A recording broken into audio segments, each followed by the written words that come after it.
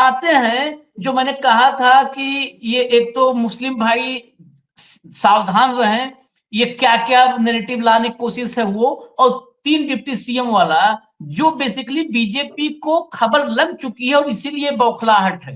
जरा सुनाना शुरू करिए, एक लाइन से शुरू कर दीजिए। चलिए। देखिए, तेजस्वी यादव मुख्यमंत्री के उम्मीदवार बने हैं और मुकेश सहनी उप मुख्यमंत्री के उम्मीदवार बने। जो इनका समीकरण है उसमें जो एक बड़ी आबादी है जो माई समीकरण की, वो अपने आप को ठगा हुआ सा महसूस कर रही है।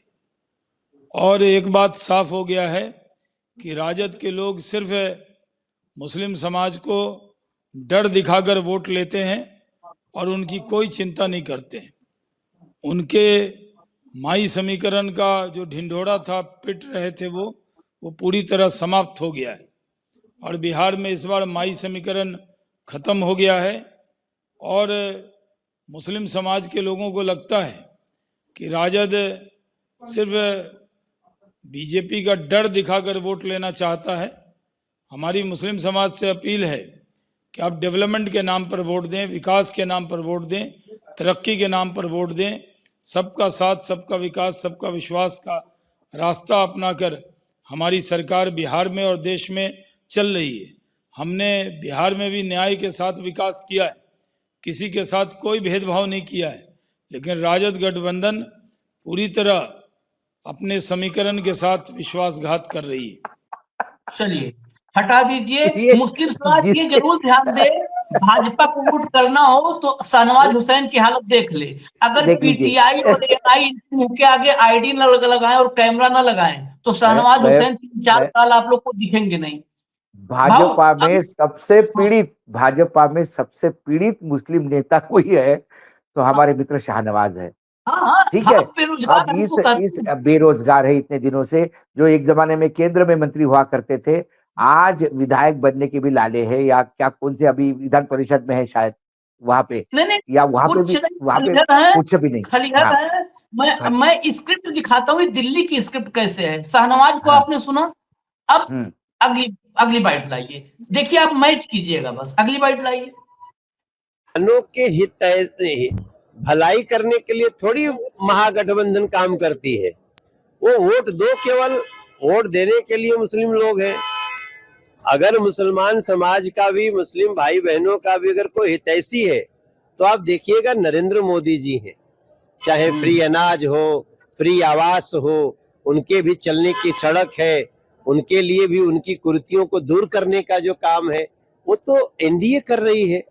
आज ये कितना बड़ा आघात लगा है हमारे मुस्लिम समाज को कि वो तो समझते थे हमारे सब हमारे रहनुमा यही महागठबंधन और तेजस्वी यादव जी हैं। आज क्या स्थिति आप सोच लीजिए। ये लोग किसी के नहीं है, ये महागठबंधन वाले सिर्फ अपने लिए काम करेंगे। इनकी लड़ाई है कि लूट का माल किसको कितना जाएगा। इनके जहन में बिहार का विकास है ही नहीं। आज प्रधानमंत्री नरेंद्र मोदी कर्पूरी ग्राम जा रहे हैं समस्तीपुर, क्या कहिएगा? कर्पूरी ठाकुर जी को सम्राट चौधरी से निवेदन है कि एक रिमोट इनको भी दे दें, वो लहंगा उठाने का काम आएगा। चलिए, दूसरी बात सम्राट चौधरी के उसमें, सम्राट चौधरी के भाषा में अब नचैये बताएंगे कि बिहार के मुस्लिम कहाँ जाए और बिहार का विकास कैसा होगा। नचैये स्क्रिप्ट देखिए भाऊ, मैं सम्राट चौधरी की भाषा बोलती हूँ और स्क्रिप्ट बिल्कुल। देखिए अब क्या हो गया, ये मुस्लिम अभी और बचा है, इसलिए ये तो भाजपा के थे। अगला लाइए, चिराग पासवान चलाइए। खुशी और संतोष इस बात का है कि एनडीए के हर एक घटक दल लगातार निरंतरता में हम लोग प्रचार में लगे हुए। जिस दिन से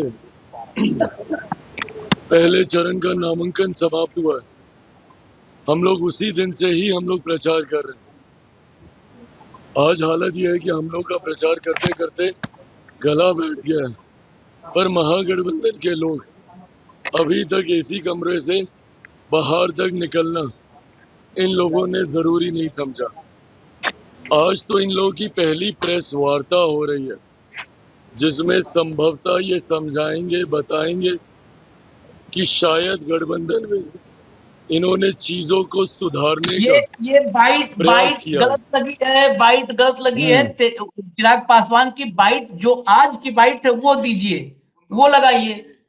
ये पुरानी बाइट लगी है, ये नहीं, बाइट पुरानी कल की बाइट बाइट लग रही है। कल की बाइट लगाइए, फटाफट लगाइए बाइट। मैं इस चर्चा को आगे बढ़ा रहा हूं मैं जो है, लेकिन ये बाइट सुनवाना है चिराग पासवान की बाइट, वो भी इसी लाइन पर है क्योंकि ये स्क्रिप्ट दिल्ली से दी गई है। याद है वो दिन जब एक ही ट्वीट बिना कॉमा फुल स्टॉप बदले हुए उपेंद्र कुशवाहा, मांझी, सम्राट चौधरी सब कर रहे थे।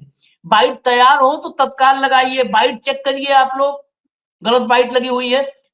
खैर वक्त है, तब तक मैं जरा 2 बाइट और सुनवा देता हूं। जरा सुनवाइए भैया मुकेश सहनी को। मुकेश सहनी बहुत टारगेट पे है, तो मुकेश सहनी को सुनवा दीजिए। और चिराग रेड्डी लगा है, ये बताए बीजेपी कि क्या अति पिछड़ा का बेटा, मल्ला का बेटा को डिप्टी सीएम बनाना, क्या इनके पेट में इतना दर्द है? और वो अल्पसंख्यक भाई के लिए फिक्र हम करेंगे, आप फिक्र मत कीजिए। आपके पास भी शाहनवाज हुसैन है, उनके बारे में फिक्र करिए। देश में हमारे जो इतने भी अल्पसंख्यक भाई है उनके बारे में सोचिए, उसके बारे में फिक्र कीजिए। नफरत की राजनीति नहीं कीजिए। अभी सबसे पहला मेरा सवाल है भाजपा वाले से कि क्या आपको तकलीफ हो रहा है? एक मल्ला का बेटा, एक केवट का बेटा अगर राज्य में अगर सरकार बनाता है, डिप्टी चीफ मिनिस्टर बनता है, तो आपको इतना दर्द क्यों हो रहा है भाई? आपको इतना परेशानी क्यों होता है?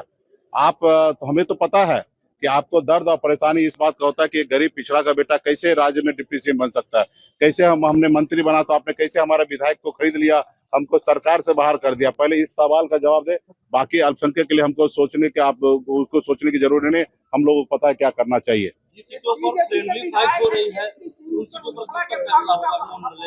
देखिए आने वाला समय में अभी बहुत ऐसे सीट पे हम लोगों का आपसी सहमति बन चुका है।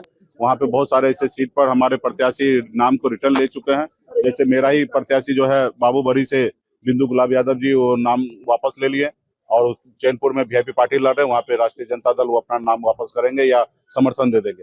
तो कुल मिला के हम लोगों का गठबंधन में सही है। 2-4 सीट है, आने वाले समय में उसको भी हम लोग दूर कर लेंगे। आज प्रधानमंत्री नरेंद्र मोदी कर्पूरी ग्राम जा रहे हैं समस्तीपुर, क्या दलित वोट बैंक में उनका साथ देगा? देखिए मोदी जी बिहार आते हैं, बिहार एक ही मकसद होता है उनका, बिहारी को गुमराह करना, बिहारी को गुमराह करके कैसे वोट ले लेना।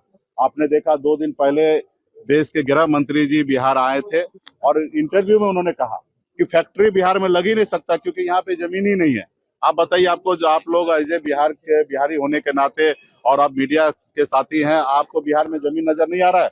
इस देश में टॉप 10 में हमारा बिहार है जो कृषि उत्पादन में। क्या हमारे आसमान में हम कृषि करते हैं, खेती करते हैं? हमारे जमीन पे ही कर रहे हैं। और इतना हमारे पास लैंड होने के बाद वो कह रहे हैं कि हम फैक्ट्री नहीं लग सकता क्योंकि जमीन नहीं, क्योंकि उनकी नियत ही नहीं है कि बिहार में फैक्ट्री लगाने का। उनकी नियत है कि बिहार के हर एक युवा जो है वो अपनी जवानी और अपने बुढ़ापा जो है दूसरे प्रदेश में जाके कटाए, गुजरात में जाके मजदूरी करते रहे। तो ये खास करके भाजपा का चाल चलित रहा है। बिहार में फैक्ट्री भी लगेगा, बिहार में बदलाव होगा, बिहार में महागठबंधन की सरकार बनेगा और दिल्ली में सरकार बनते ही बिहार में सब उद्योग का रास्ता। चलिए तेजस्वी को भी सुनाइए, तेजस्वी को भी सुनाइए। सारा अपडेट अभी इस समय तक का हम दे दें। तेजस्वी को भी सुनाइए। तेजस्वी का एक ही सपना है कि बिहार को नंबर 1 स्टेट बनाए। हम टूटी फूटी और झूठी बात नहीं कहते हैं, जो कहते हैं वो करते हैं। हमारी जुबान कच्ची नहीं पक्की है और बिहार में जो बिहार की जो आशाएं हैं, अपेक्षाएं, पढ़ाई, दवाई, कमाई, सिंचाई, सुनवाई और कार्रवाई वाली सरकार हो। किसी बिहारी को बाहर ना जाना पड़े पढ़ाई, दवाई, कमाई के चक्कर में। ऐसा बिहार हम लोग बनाना चाहते हैं।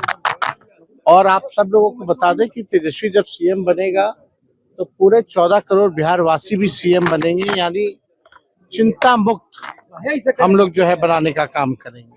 प्रधानमंत्री नरेंद्र मोदी कर्पूरी ग्राम जा रहे हैं, दलित वोट बैंक पर निशाना साधने। कौन? प्रधानमंत्री मोदी कर्पूरी ग्राम जा रहे हैं। यार फैक्ट्री लगाएंगे गुजरात में, विक्ट्री चाहिए बिहार में थोड़ी चलेगा। अमित शाह जी ने तो मना कर दिया कि फैक्ट्री नहीं लगा सकते बिहार में, भूमि की कमी है। कह रहे हैं अब देखिए प्रधानमंत्री जी क्या कहते हैं नहीं कहते हैं। उन्होंने खुद ही नीतीश कुमार जी के 55 घोटाले गिनाए, क्या कार्रवाई हुई? जहाँ घोटाले हो रहे हैं कार्रवाई नहीं हो रही, वो जंगल राज होता है। जहाँ अपराधी खुलेआम घूम रहे हैं, कोई कार्रवाई नहीं हो रही, अपराधियों को संरक्षण दिया जा रहा है, वो जंगल राज है। कितने ऐसे दिन, कोई ऐसा दिन नहीं जहाँ बिहार में गोलियां, मर्डर, हत्या, लूट, रेप, किडनैपिंग ना हो रही हो। कहाँ है प्रधानमंत्री जी? और आपको हम बता दें, जो बीजेपी शासित राज्य है, पूरे देश में सबसे ज्यादा अपराध जो है यूपी में है, दूसरे पे बिहार में। टॉप 5 स्टेट जो है बीजेपी रूल्ड, पूरे देश में टॉप 5 बीजेपी रूल्ड स्टेट में सबसे ज्यादा अपराध है। वहां क्या कर रही है? एक बार भी सृजन घोटाला, बालिका गृह कांड जैसी घटनाओं पर उन्होंने चर्चा की है। एजेंसियों का केवल दुरुपयोग करना है। फैक्ट्री लगाएंगे गुजरात में और विक्ट्री चाहिए बिहार में, ये नहीं होगा। चलिए अब जरा चिराग अगर रेडी हो गया हो तो चिराग भी सुनवा दीजिए, तब एक साथ इतने पे आए और फिर वो 3 डिप्टी सीएम वाली खबर पे आएंगे। हाँ सुनवाइए। वोट बैंक बना के रखना है ऐसे समुदाय को। मुसलमानों की बात करेंगे, पर जब रिप्रेजेंटेशन की बात आएगी तो रिप्रेजेंटेशन देंगे नहीं। उनको डरा के धमका के अपने साथ वोट बैंक रखना चाहेंगे। सैनी साहब को ही देख लीजिए, अपना समझौता हो गया, खुद डिप्टी सीएम बनने की घोषणा हो गई तो भूल गए। सीटें मिले नहीं मिले, अपने समाज के बाकी लोगों को लड़ा पाए नहीं लड़ा पाए, ये सिर्फ अपनी व्यक्तिगत महत्वाकांक्षाओं की लड़ाई महागठबंधन के घटक दल लड़ रहे हैं। अरे जो लोग अभी तक चुनाव प्रचार में नहीं निकले, ये लोग बिहारियों की चिंता करेंगे? आज से ये लोग चुनाव प्रचार शुरू कर रहे हैं। अभी तक तो भैया हम लोग का गला फंस के ठीक भी होने पे आ गया, हम लोग इतना प्रचार कर चुके हैं और ये लोग अभी तक निकले नहीं है। इन लोगों को सिर्फ आपसी महत्वाकांक्षाओं की लड़ाई लड़नी है। बिहार बिहारियों से मुसलमानों की बात कर रहे हैं, मुसलमानों को समझना चाहिए, मुसलमानों को समझ जाना चाहिए कि क्या। अरे तो बिल्कुल मुसलमानों को समझना चाहिए ना भैया। कौन मुसलमानों की बात कर रहा है? ये वही राजद है ना। 2005 में मेरे पिता ने कहा था ना कि भाई एक मुसलमान को आप मुख्यमंत्री बना दीजिए। क्यों नहीं बनाए थे बताइए? अगर इतने ही मुसलमान के हितैषी बने फिरते हैं, क्यों नहीं उस वक्त एक मुसलमान मुख्यमंत्री बना दिए थे? अगर उस वक्त बनाते तो सही मायनों में समझ में आता कि भैया इनका समर्पण है मुसलमानों के प्रति। पर ये कहेंगे कुछ, करेंगे कुछ, इनकी कथनी करनी में फर्क है। मुसलमान इनके लिए सिर्फ वोट बैंक है। और जितनी जल्दी मुसलमान ये बात समझ जाए, भाई हम लोग कहने के लिए नहीं कहते, जितनी भी हम लोगों ने गरीब कल्याण की या जन कल्याण की योजनाएं बनाई है, उसमें बिना भेदभाव के हम लोगों ने देश के हर एक व्यक्ति, भले वो किसी भी जाति समुदाय से, किसी भी धर्म जाति, उसके लिए हम लोगों ने ये योजनाएं बनाई। तुम बिना भेदभाव के बनाना पड़ेगा। बाबा साहब का संविधान है, नहीं तो दुरुस्त कर दिए जाओगे। ऐसे अब ये भाषा हम बोलते हैं, ये एहसान नहीं कर रहे, ये बार-बार बीजेपी के ही एक नेता का आपके कार्यक्रम में मैंने कोट सुना था। उन्होंने कहा था कि हमारी सारी जन कल्याण योजनाएं तो मुसलमानों के लिए भी होती है, लेकिन आप वोट तो हमको देते नहीं हो, तो आपके लिए हम क्यों दें? बंगाल में इनका नेता कहता है कि हमारी सरकार आएगी तो मुसलमानों को एक योजना हम नहीं देंगे। जब आप हमको वोट ही नहीं देते हो तो हम आपको वोट योजना क्यों देंगे? ये सत्ता में ये इनका विचार है। दूसरी बात, अब इनको मुसलमान को क्यों नहीं बनाया ये दुख है, लेकिन चिराग पासवान को खुद को क्यों नहीं बनाया इसका कोई इल्म नहीं है। ये तो मुख्यमंत्री की दावेदार थे, ये बोले जो सीट मिले वो ले लेना पड़ता है। उन्होंने ली, मुकेश सहनी ने उप मुख्यमंत्री पद बनाया। तो आपने 40 मांगी थी, आपको क्या मिला? आप बता दीजिए। आपके पिताजी तो 42 लड़े थे, आप 29 पे आ गए। पिताजी की विरासत सामने लेके जा रहे हैं। खुद सीट मांगने की औकात नहीं और दूसरे को बता रहे कि वो उन्होंने सीट कम क्यों ली। आप क्या, मांझी साहब पिछली बार 7 सीट लड़े थे, स्ट्राइक रेट सबसे बढ़िया था, बेचारे 15 मांगते रह गए, उनको 7 की जगह 6 कर दिया।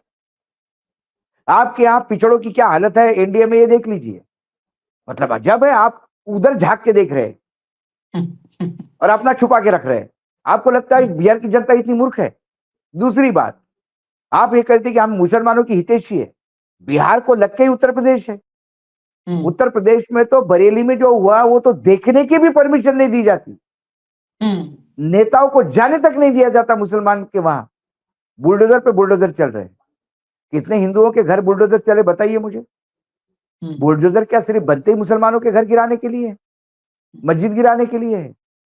उत्तर प्रदेश में जो नंगा नाच चल रहा है अभी, क्या आपको दिखाई, उत्तर बिहार के मुसलमानों को दिखाई नहीं देता है? अभी तो कम से कम नीतीश कुमार मुख्यमंत्री है तो बच गए, जिस दिन बीजेपी का मुख्यमंत्री बन जाएगा उस दिन क्या हालत होगी वहां पे? उत्तर प्रदेश दोहराया जाएगा। तब चिराग पासवान कहाँ होंगे? चिराग पासवान भी कहेंगे कि नहीं वो पाकिस्तान के एजेंट थे, क्या करें, देशद्रोह की तो ऐसा ही हो जाएगा, तुरंत देशद्रोह हो जाता है। अभी चुनाव का मामला है तो मुसलमान देशद्रोही नहीं है।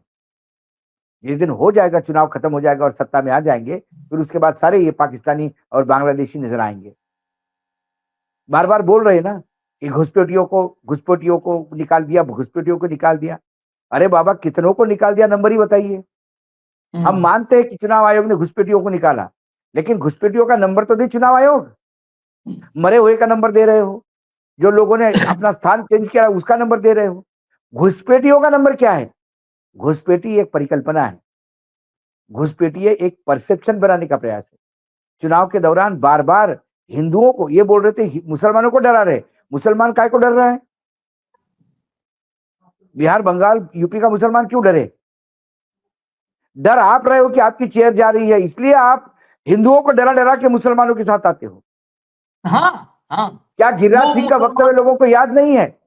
गिरिराज सिंह जैसे लोग आपके यहाँ क्या बात करते हैं?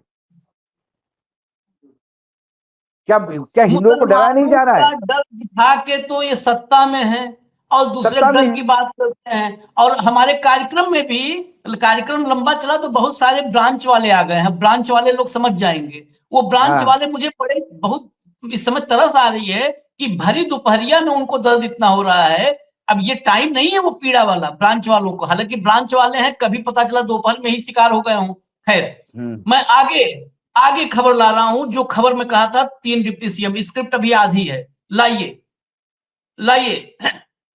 ये ब्रांच वालों की दुख जो को हमारे दर्शक निपट लेंगे, उनके पीड़ा दर्द दूर कर देंगे। सहनी की शर्त पूरी और दूसरी कुर्सी पर हाथ का राज, डिप्टी सीएम पर कांग्रेस का भी प्लान सेट। बिहार विधानसभा चुनाव में महागठबंधन का टिकट बंटवारा विवाद सुलझने के साथ ही वीआईपी प्रमुख मुकेश सहनी को डिप्टी सीएम का पद देने पर सहमति बनी है। वहीं जातीय संतुलन साधने के लिए दूसरा डिप्टी सीएम कांग्रेस से होगा, जिसका ऐलान बाद में किया जाएगा। ये लाइए, आगे लाइए। फॉर्मूला बेसिकली इसी फॉर्मूले से ये खबर जा चुकी है, इसी फॉर्मूले से सब परेशान है। दरअसल कांग्रेस का मानना था कि सीएम उम्मीदवार ओबीसी समाज से आते हैं, ऐसे में 4 डिप्टी सीएम बनाने होंगे, जो एक सवर्ण होगा, एक ईबीसी होगा, ईबीसी वाला तो कोटा हो गया, मुकेश सहनी हो गए, एक दलित होगा और एक मुस्लिम होगा। यानी अभी एक सवर्ण, एक दलित और एक मुस्लिम, 3 डिप्टी सीएम आने हैं। और कांग्रेस और माले 2 पार्टियां हैं, एक डिप्टी सीएम किसी पार्टी से और भी आ सकता है, एक सवर्ण होगा, एक दलित होगा और एक मुस्लिम होगा। 3 डिप्टी सीएम का प्लान ये कांग्रेस का, राहुल गांधी का प्लान है। भाऊ इसी पे क्लोजिंग करेंगे क्या? इसी प्लान, क्योंकि खबर नहीं, प्लान लीक हो गया है कि ये करने वाले हैं। भाई, इसी जब से उत्तर प्रदेश में 2 सीएम हो सकते हैं तो बिहार में 4 क्यों नहीं हो सकते? क्यों नहीं हो सकते? जब जिस आंध्र प्रदेश में जिस जगन रेड्डी का लगातार आप समर्थन लेते रहे लोकसभा और राज्यसभा में, उस जगन रेड्डी के पास 6 डिप्टी सीएम थे। आप, और आंध्र प्रदेश तो बहुत छोटा है बिहार से, तो क्यों नहीं? बिल्कुल हो जाएगा। लेकिन अब ये आने से पेट में दर्द है। भाई, मुकेश सहनी अपने पार्टी के नेता है, उन्होंने अपना नाम घोषित करवा दिया क्योंकि वो पार्टी के नेता है। माले जो है, या लेफ्ट विंग जो है, जो वामपंथी दल है, वो घोषणा नहीं करेंगे, वो चुनाव जीतने के बाद अपना उम्मीदवार देंगे। ये उनका एक सिस्टम होता है, उस सिस्टम के तहत कांग्रेस भी जीतने के बाद हो सकता है 2 डिप्टी सीएम दे और एक डिप्टी सीएम फिर आरजेडी को भी मिले। और आरजेडी से हो सकता है मुस्लिम डिप्टी सीएम ही हो, क्योंकि एमवाई का सॉल्यूशन होता है। क्योंकि एक बार सरकार यदि बन जाती है तो फिर वो महागठबंधन की सरकार है, उसमें इसका उसका नहीं होगा, फिर वो समाज का होगा। तब क्या करेंगे बीजेपी? तब बीजेपी कहेगी 4-4 chief minister, 4-4 deputy chief minister. अरे 8-8 डिप्टी चीफ मिनिस्टर वालों को झेल दिया आपने। जब आपके पाले में रहते तो बहुत अच्छे लगते आपको, आपका पाला छोड़ देते तो आपको दुखी हो जाते हैं। इसी मुकेश सहनी के बारे में कसीदे पढ़ते थे, उसकी पार्टी बर्बाद करने का प्रयास किया, वो बच गए, तो आज उसको आप गाली दे रहे हैं। तो उसने अपना स्वार्थ देखा, वो कोई दलितों का नहीं देता। आप किसके लिए करते हैं? रामविलास पासवान ने इतने साल सत्ता में भोगा, वो तो, मैं आप चिराग पासवान पे आता हूँ, हमारे बहुत अच्छे संबंध थे रामविलास जी से, पारिवारिक मित्रता थी हमारी, और चिराग भी जानते हैं कितने पासवानों का भला किया लगातार। उनको तो मौसम वैज्ञानिक बोलते थे। कोई भी लोग सत्ता में आए, रामविलास जी हमेशा मंत्री बने रहते थे। कितनों का भला किया, चलो बताइए। कितने पासवान आईएएस बने, कितने पासवान उद्योगपति बने, कितने पासवान को सरकारी नौकरी दिलवाई, बताइए जरा, डाटा निकालिए जरा। इतने साल राजनीति में रहने के बाद सिवाय अपने कुनबे का कोई भला नहीं किया। कभी चाचा सांसद, कभी चाचा मंत्री, कभी बेटा मंत्री,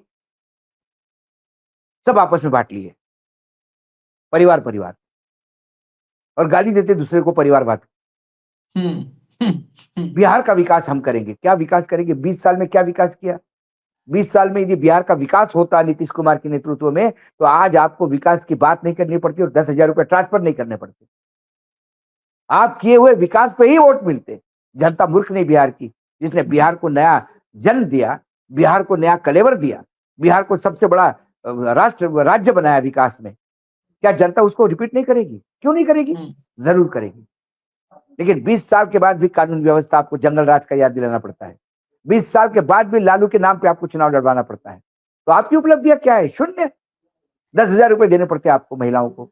चुनाव के टाइम पे याद आता है महिलाओं को 10,000 रुपए देना, वो भी कर्ज।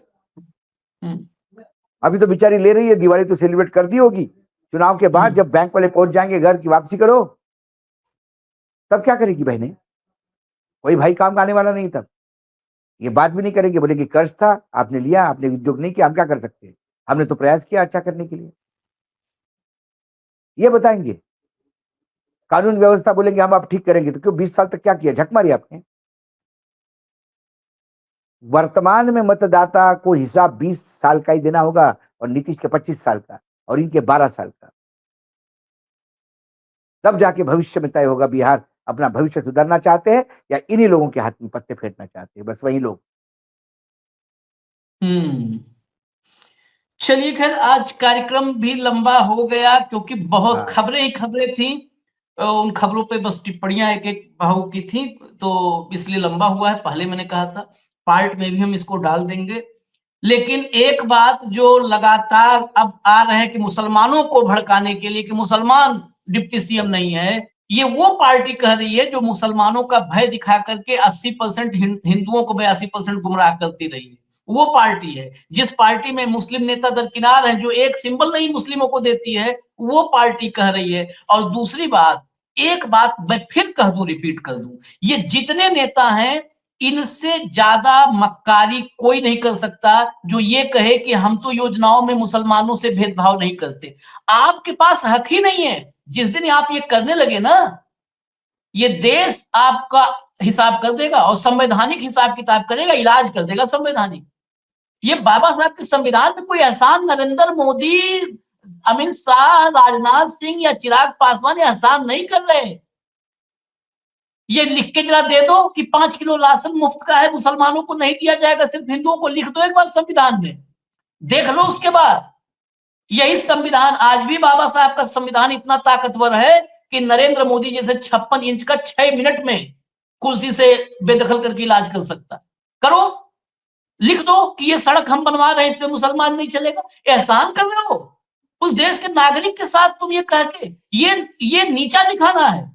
ये मुसलमान समझ लीजिए नीचा दिखाते हैं बार बार कि हमने आपको राशन तो आपको भी दिया। अरे हक है उसका। इस देश पर जितना हक आसिफ चित्रांशी का है, वानखेड़े का, उतना ही असलम का है, उतना ही इमरान का है, उतना ही गुफरान का है। नहीं, और आशीष दूसरी बात, जब आप टैक्स कलेक्ट करते हो, जब जीएसटी कलेक्ट करते हो, तो उसमें फिल्टर लगाते हो कि मुसलमान जीएसटी नहीं देगा? नहीं दे। टैक्स तो सभी से चाहिए, टैक्स तो सभी से चाहिए, और काम नहीं करोगे। इस देश के सबसे बड़े टैक्स पेयर्स में से अगर इंडस्ट्रियलिस्ट छोड़ दिया जाए तो शाहरुख खान जैसे नाम है, सलमान खान जैसे नाम है, इंडिविजुअल में देखा जाए तो। इजाजत दीजिए, हमें इजाजत दीजिए। ये कहते हैं ना कि सब अपना खुद ही इलाज करते हैं। जो बौखलाहट है भाजपा की, वो बौखलाहट भाजपा के अंत की, बिहार में अंत की शुरुआत हो सकती है। शुरुआत इसे माना जा सकता है। इजाजत दीजिए। धन्यवाद भाऊ, बहुत बहुत धन्यवाद। नमस्कार।